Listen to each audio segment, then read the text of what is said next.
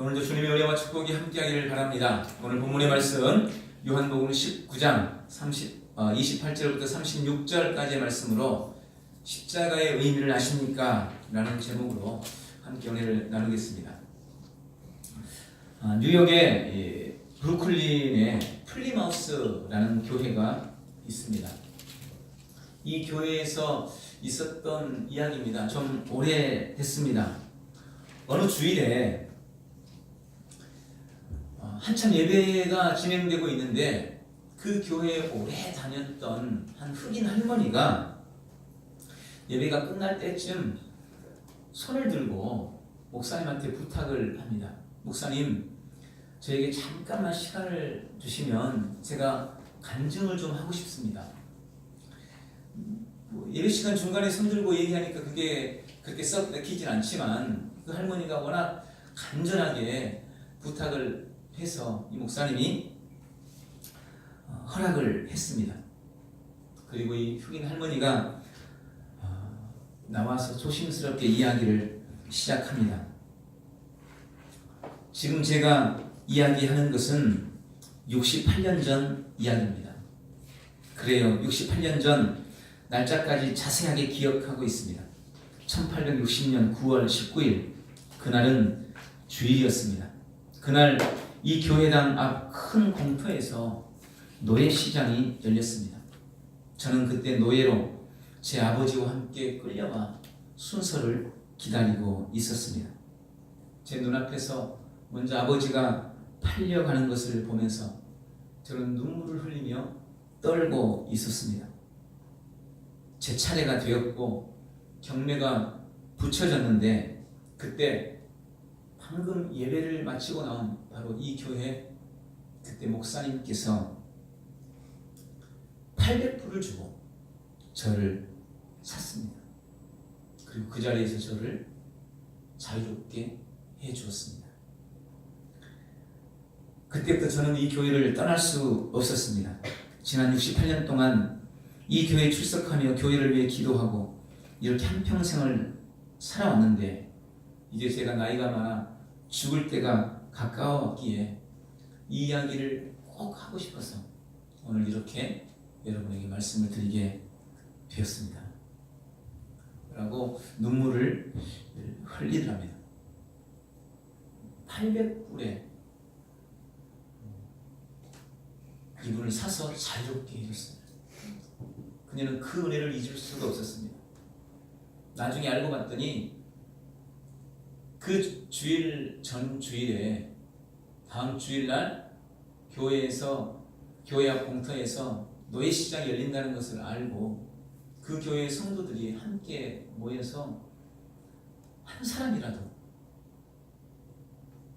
우리가 그 노예들을 자유롭게 해줬으면 좋겠다. 이렇게 함께 헌금을 모아서 그 헌금으로 바로 그 할머니를 샀던 것입니다. 여러분, 이 할머니는 800불이라는 돈에 의해서 속량을 받고 자유인이 되었어요. 그런데 우리는 예수님의 보혈을 그 능력과 그 권능으로 인하여서 십자가의 죽음을 인하여서 지금 구속의 은혜를 입고 속량받은 자유인이 된 것입니다. 오늘 우리는 고난주간의 시작인 종려주일을 보내고 있습니다. 오늘 자기 자신을 십자가에 내어주고 우리를 구속하신 그리스도의 고난과 주님께서 지셨던 그 십자가의 의미를 생각하면서 함께 은혜를 나누는 복된 시간 되기를 원합니다. 우리가 방금 읽었던 요한복음 19장에는 예수님의 십자가의 죽음에 대한 말씀이 쭉 기록되어 있습니다. 그리고 우리는 그 말씀의 한 부분을 읽었습니다. 성도라면 누구나 예수님께서 십자가에 못 박혀 죽으셨다는 사실을 압니다. 이건 성도뿐만 아니라 믿지 않는 사람들도 사실은 상식적으로 알고 있는 이야기죠. 예수님이 십자가에 못 박혀 죽으셨다. 그리고 우리 성도는 바로 그 십자가의 예수님의 죽으심이 나를 위한 죽으심이라는 것을 알고 있습니다. 그리고 그것을 믿기에 오늘 이 자리에 주님 앞에 나와 함께 예배하고 있는 줄 믿습니다. 그런데 예수님의 그 십자가의 죽으심이 바로 나를 위한 죽음이었다는 것이 사실 우리가 논리적으로 지식적으로는 이해를 하고 또 그렇게 믿고 있다고 생각하는데 과연 우리 가슴으로 그 사실을 100% 공감하면서 삶을 살아가고 있는가? 이렇게 해서 사실 질문을 해보면 모든 성도들이 다 그렇다라고 말할 수 있을까? 이런 생각이 좀 듭니다. 안타깝게도 많은 사람들이 예수님의 십자가의 죽음과 나를 그렇게 잘 결부시키지를 못해요. 물론 말씀드린 것처럼 머리로는 이해해요. 지식적으로는 그렇다고 생각을 해요. 내가 믿고 있으니까. 근데 정말 가슴으로부터 공감을 하고 있지는 못한다는 생각이 듭니다. 우리도 그런데 당시 초대교회 성도들은 더 그랬어요. 성도들은 뭐 그렇지 않았겠지만 초대교회에 보면 고린도전서에 보면 그런 말씀이 있어요. 예수님께서 십자가에 못 박혔을 때 유대인들은 예수님께서 하나님을 욕되게 해서 마땅한 저주를 받은 것이다. 예수님이 하나님을 욕되게 했으니 자기가 하나님이라고 그러고 자기가 하나님의 아들이라고 그러고 하나님을 욕되게 했으니 마땅히 받을 저주를 받은 것이다. 이렇게 생각했어요. 로마인들은 그 예수라는 사람이 로마의 법을 어기고 흉악한 죄를 지었기 때문에 가장 극악한 사형틀인 십자가에서 죽은 것 아니냐 그렇게 생각했습니다. 헬라인들 혹은 다른 이방인들은 예수님의 죽음에 대해서 그 죽음이야말로 가장 어리석고 무모한 죽음이다 이렇게 생각했습니다.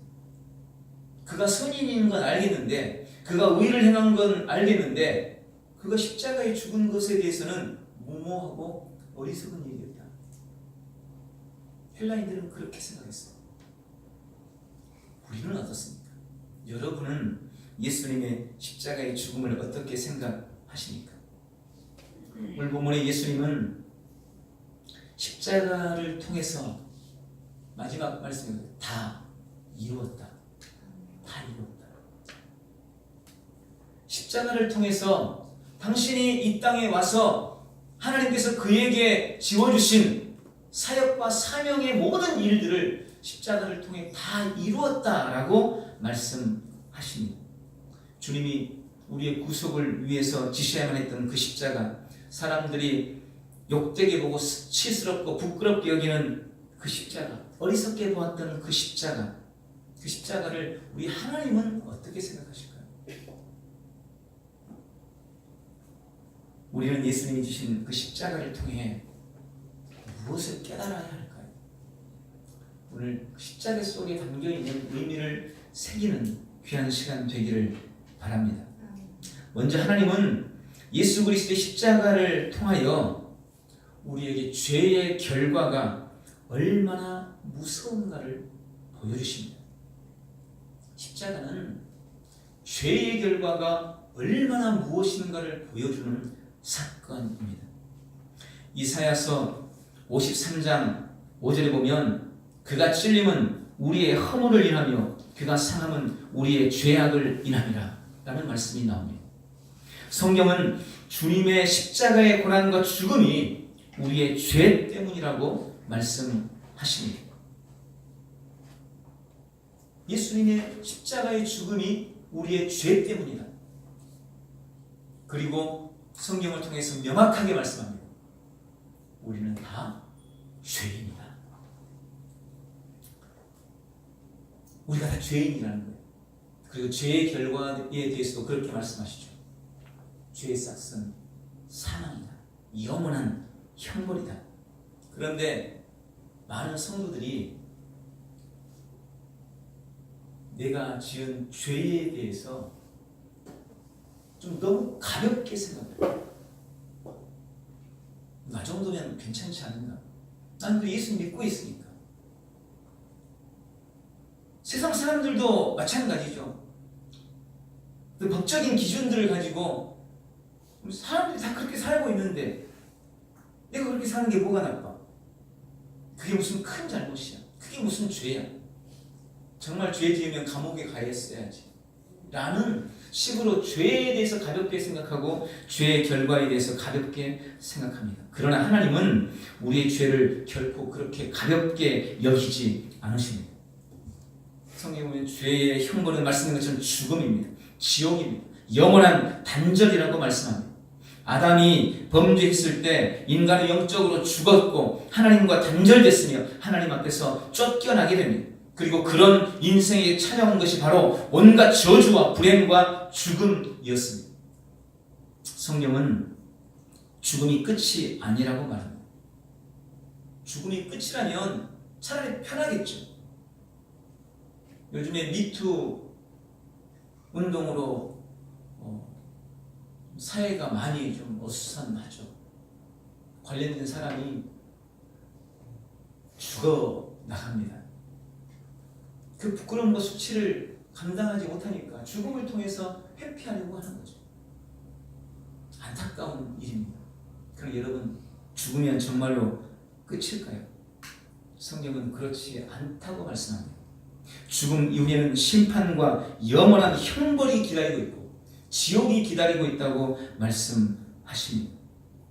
그것은 우리 인생에도 무섭고 지독한 형벌이지만 사실 우리를 사랑하시는, 우리를 당신의 형상대로 지으신 하나님께도 너무 지독한 고통이며 아픔입니다. 그래서 주님께서 그 견딜 수 없는 우리를 향한 사랑 때문에 선택한 것이 뭐냐? 그것이 바로 예수님의 십자가의 죽으심이었습니다. 예수님의 십자가였습니다. 예수님은 이 땅에 아버지의 뜻대로 오셨고 우리의 죄로 인한 수치와 형벌을 친히 당하셨습니다. 우리 대신 하나님 앞에서 버림을 받고 저주를 받았습니다. 우리가 당해야 할 죄에 대한 형벌, 심판을 예수님께서 십자가로 대신 당하신 것입니다. 그 끔찍한 예수님의 십자가는 우리의 죄에 대한 결과였다고 성경은 말씀하고 있습니다. 그리고 이 말씀은 지금 예수님과 상관없이 삶을 살아가는 사람들에게 당할 죄의 형벌이 얼마나 무서울지에 대해서도 말씀하시는 거예요. 여러분, 이 말을 정확하게 이해하시기 바랍니다. 우리 믿는 자는 죄에 대한 형벌을 예수님이 지신 십자가로 대신하지만, 이해가 되세요? 우리 예수님 믿는 사람은 우리의 죄에 대한 형벌을 예수님께서 지신 그 십자가로 이미 대신해버렸어요. 그러나 아직 예수님을 모르는 사람, 예수님을 믿지 않는 사람들은, 불신자들은 죄에 대한 형벌을 그 자신이 영원히 받아야 하는 것입니다. 이걸 피할 수가 없다는 것. 이것이 바로 십자가에 담겨있는 의미입니다. 두 번째로, 예수님의 십자가는 하나님 사랑의 크고 위대함을 우리에게 보여주십니다. 여러분, 이 세상에서 가장 귀한 가치는 사랑입니다. 헬라 철학에서는 사랑을 크게 네 종류로 나눕니다. 이성 간의 사랑인 에로스, 친구 간의 사랑인 필레오, 그리고 가족 간의 사랑인 스토르게, 마지막으로 하나님의 사랑, 신의 사랑인 아가페가 그것입니다. 이성 간의 사랑이든 친구 간의 사랑이든 사실 사랑이라는 것은 너무나 가치 있고 중요한 것입니다. 여러분, 이 세상을 살 때 사랑이라는 것이 없다면 이건 너무 삭막한 거죠. 그래서 세상에서 불려지는 노래에 가장 많은 주제가 사랑이라고 해요. 사랑은 그렇게 소중한 것입니다. 그러나 그럼에도 불구하고 사람의 사랑, 인간의 사랑은 언제나 조건적이고 이기적입니다. 제한적이고 한정적입니다. 부모의 사랑이라 할지라도 마찬가지입니다. 물론 가장 하나님의 사랑과 닮아있는 사랑이 엄마의 사랑이라고 말을 하지만 결국 인간의 사랑은 이기적이고 제한적이에요. 유한한 겁니다. 다 조건적이에요.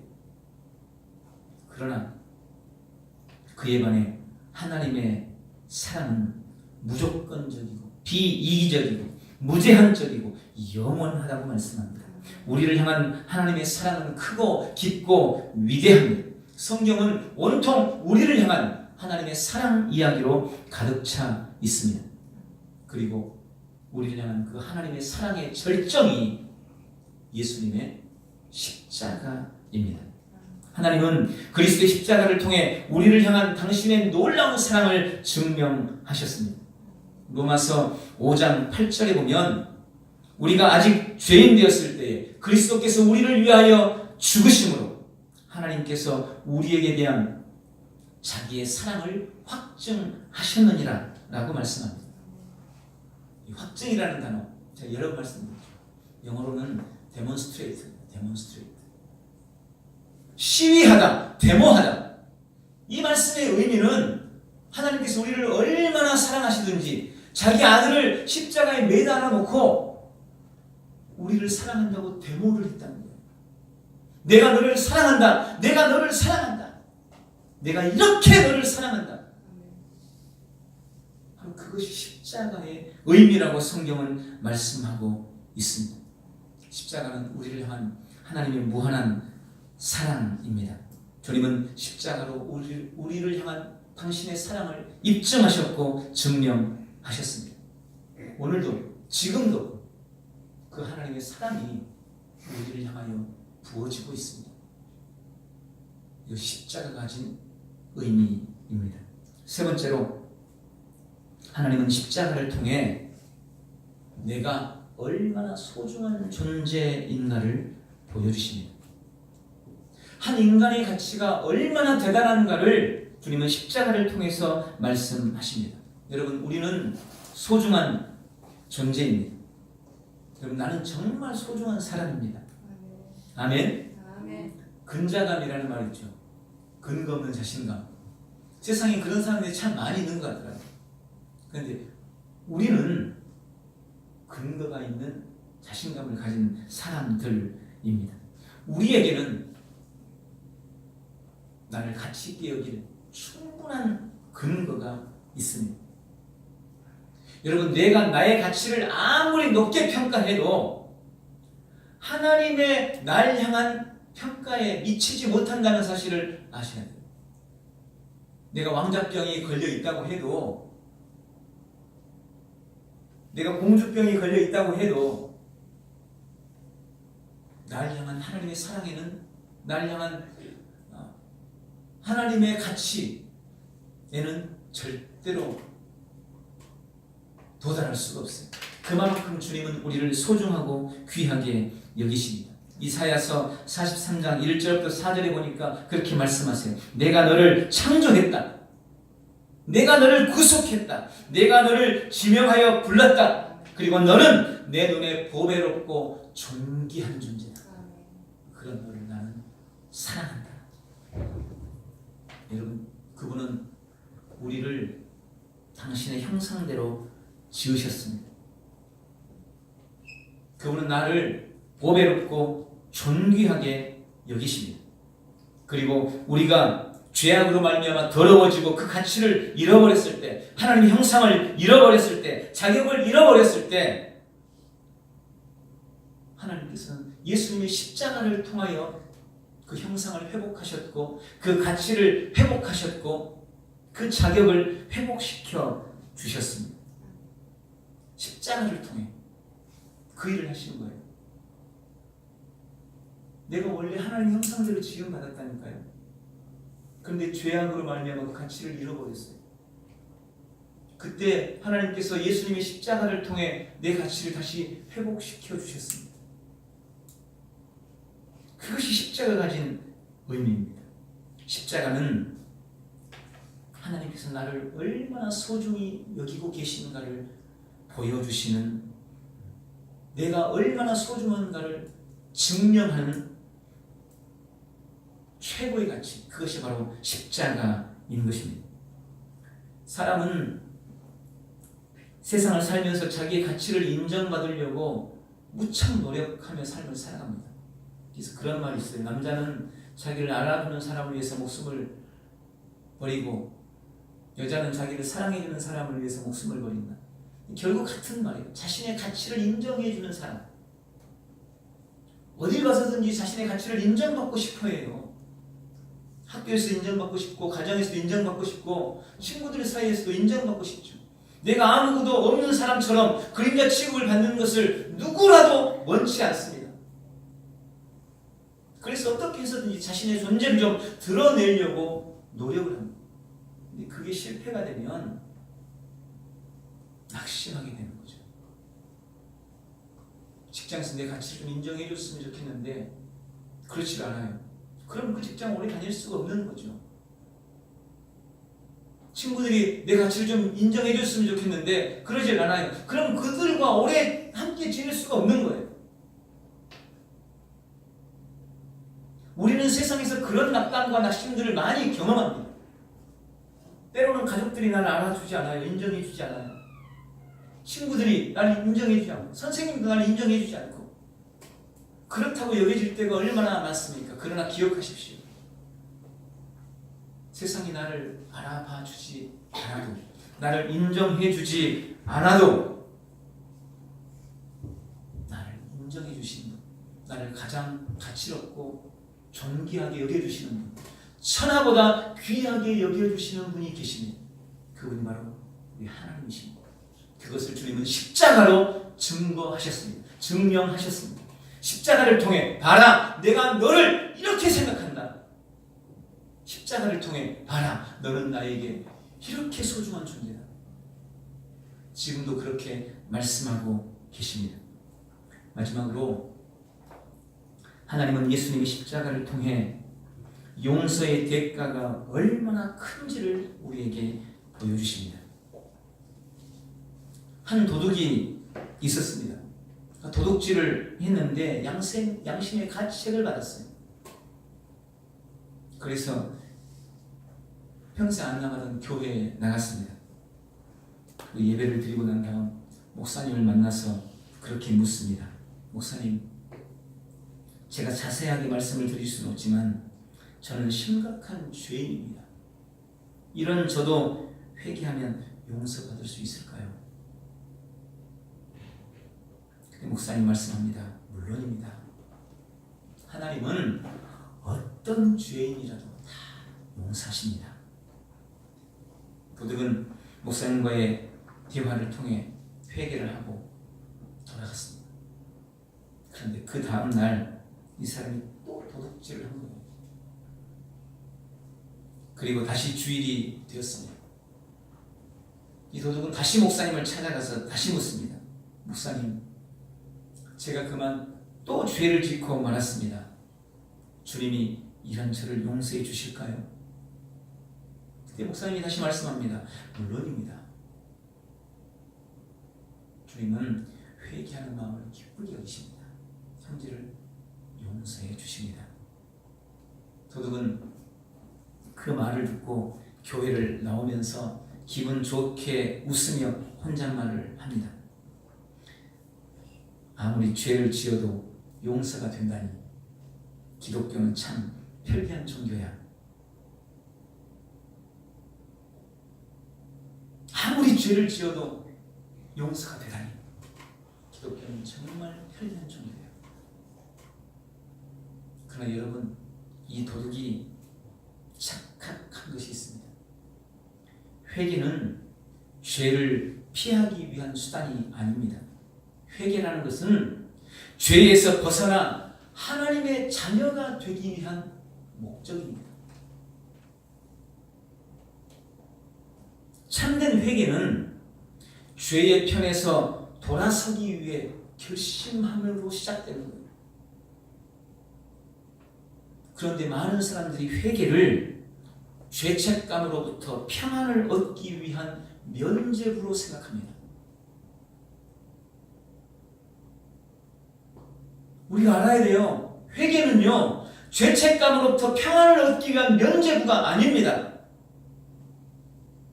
오늘 뭐 죄 지어도 어때? 내일 가서 회개하면 되지. 우리가 혹시 그렇게 생각하고 있지 않습니까? 주님은 우리의 마음도 알고 계십니다. 거짓된 회개로 하나님을 시험하는 것은 더 큰 죄를 범하는 것임을 우리가 깨달아야 하는 것입니다. 기독교에 대해 비판한 어떤 학자가 그런 말을 했어요. 기독교는 죄를 무조건 용서함으로 부도덕을 조장한다. 기독교는 모든 죄를 무조건 용서함으로 부도덕을 조장한다.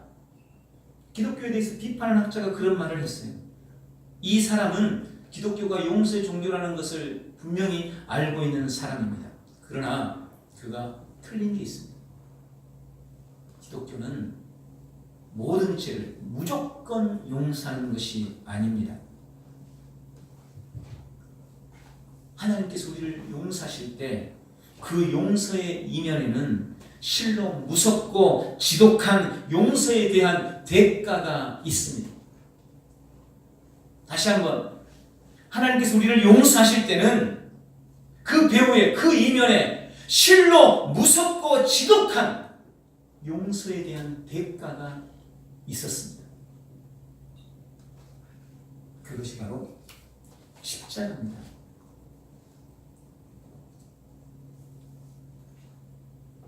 예수님께서 사람들이 뺨 맞고 침뱉음을 당하고 채찍질 당하고 가시관 쓰고 양손과 양발에 대못이 박혀 나무에 매달려서 벌레처럼 꿈틀꿈틀거리면서 죽어가는 그 지독한 고통,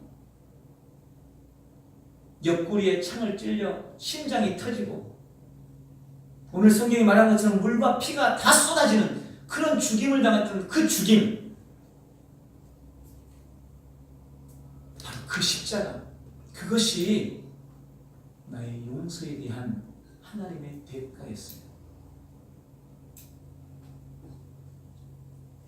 십자가는 우리가 누리고 있는 용서의 대가가 얼마나 지독하고 얼마나 무겁고 얼마나 무섭고 얼마나 큰지를 보여주는 사건입니다.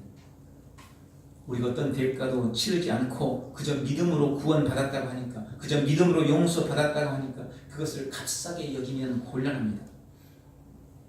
그게 값싸서 그저 믿음으로 구원받는 것이 아니고, 그게 값싸기 때문에 그저 믿음으로 용서받는 것이 아니고, 내가 아무리 애를 쓰고 노력을 해도 그 대가를 다 지불할 수 없으니까, 너무 비싸서 내 힘으로는 도저히 갚을 수 없으니까. 그래서 주님께서 십자가를 통해 대신 지불한 거예요. 대신 지불한 거예요.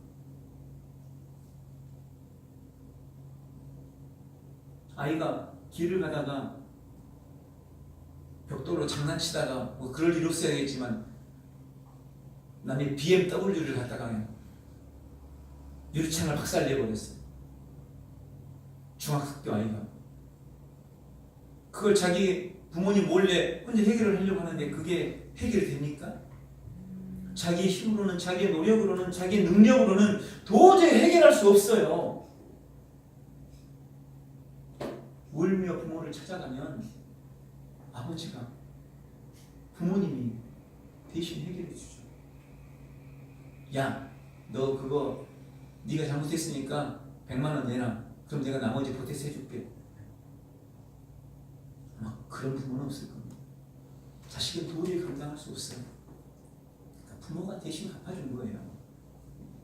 아, 나는 남의 차를 부셨는데도 나는 아무 대가도 지불하지 않았어. 바보죠. 어리석은 거죠. 아, 나는 그렇게 죄 지었음에도 불구하고 하나님께서는 무조건 날 용서해 줬어. 아니요. 주님이 무조건 용서해 주지 않았습니다. 예수님이 십자가에서 비참하게 죽어가면서 용서해 주신 겁니다. 그것이 바로 내가 구원받은 나의 용서에 대한 대가입니다. 주님의 십자가가 준 이 놀라운 사랑과 용서, 이 엄청난 구원의 은혜와 축복을 우리가 결코 잊어서는 안 됩니다. 그리고 믿음으로 날마다 그 사실에 대해서 감격하고 감동하며 십자가의 의미를 명확히 알므로 그 은혜와 축복을 우리의 삶에 누려가시는 우리 모든 성도들이 되기를 바랍니다. 오늘 고난주간을 시작하면서 십자가에서 다 이루었다 하신 예수님의 구속의 은혜를 깨닫고 주님이 주신 그 십자가의 의미를 마음속 깊이 다시 한번 새기며 그 은혜를 삶에 누려나가는 우리 모든 성도들이 다 되시기를 예수님의 이름으로 축원합니다. 기도하겠습니다. 좋으신 주님, 오늘 말씀을 통하여 십자가의 의미를 다시 한번 새길 수 있도록 은혜 베푸셔서 감사합니다. 우리가 받고 있는 구원이, 우리가 누리고 있는 이 용서의 은혜가 결코 값싼 것이 아니었음을 오늘 다시 한번 말씀을 통하여 깨닫습니다. 날 향한 지독한 사랑, 날 향한 용서의 은혜, 나를 너무나 귀하고 소중히 여기시는 그 하나님의 사랑이 바로 십자가였음을 우리가 말씀을 통하여 깨닫습니다. 그 십자가의 은혜와 사랑을 우리 마음속 깊이 새기고 일평생 붙들고 승리해 나가는 우리 모두가 되도록 축복하여 주옵소서. 예수님의 이름으로 기도하옵나이다. 아멘.